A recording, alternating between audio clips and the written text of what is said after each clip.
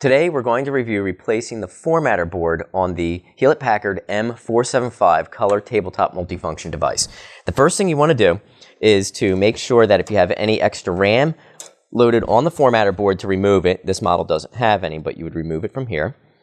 You also want to make sure that you remove any kind of phone jack plugs that are already in place. Just make sure you don't break anything off when you're removing the board. So you just want to pull the plugs out. Obviously unplug it and remove any network or USB cables that are also attached. Once the machine is powered off, there's going to be 3 screws you need to remove. You want to open the back drawer of the machine. You're going to undo this screw here. And then there's 2 screws where the cutout is here to basically pick the machine up and move it around. So if you get down and you look underneath, you'll see 2 screws, one on each side, that need to be removed also. Once these screws are removed, the panel will come off. The panel can be a little tricky to remove, so when you go to remove the panel, you want to basically start in the back corner here. If you can, you want to try to flex this piece out, and if you look, you can actually see there's a white tab right here. This is a big pin post here that holds a lot of the cover in place, and you can see the whole cover kind of flexing now. So you want to get this back, and then you're basically going to kind of grab and pull back on the cover to get it to pop free. Once the cover pops free, you're going to want to pull it at a slight angle like this and away from the machine. When it goes back in, we're going to be looking at these tabs here and then some cutouts along the front. So we'll put this down for now and then go back to replacing the formatter board.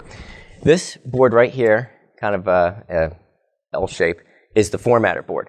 This is the part that you'll be replacing. You want to work your way around the board, removing all the cables.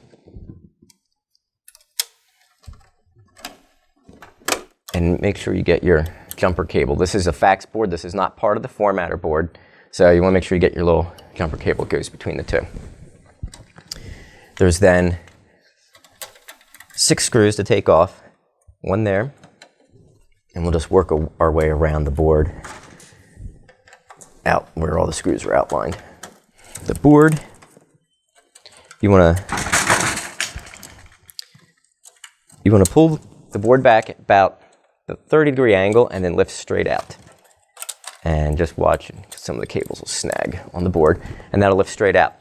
The board rests on 2 metal posts here and here. So when you put the new board in, you're going to want to come down. There's a cutout on the board here, and right here you can see where they match up. So you want to start at an angle. You want to make sure that this little rising notch here is in front of the board. And you get that in place, and then you just want to kind of pull all your cables back up out of the way so you can get the board to start going back in place. Once the board's back in place, the reversal process is just putting the screws back in and the cables. You then want to reseat your cables.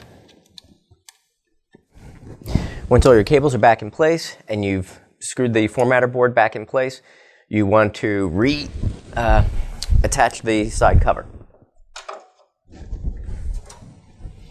The side cover is going to start by going in towards the front, and like I said, you want to look for, there's 4 cutouts, sorry, right here, and they're going to match up to these ones right here, and this hook right here, this larger latch hook right here, is going to go right here.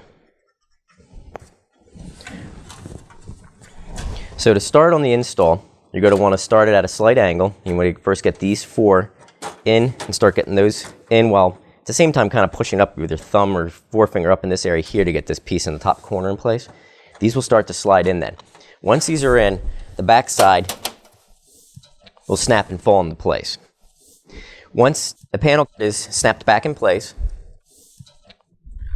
you can put your 3 cover screws back on, which there were 2 at the bottom, and then 1 in the top corner in the rear.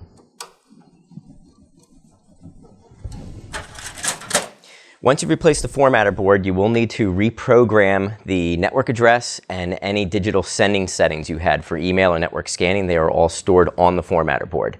That is how you replace the formatter board on an M475.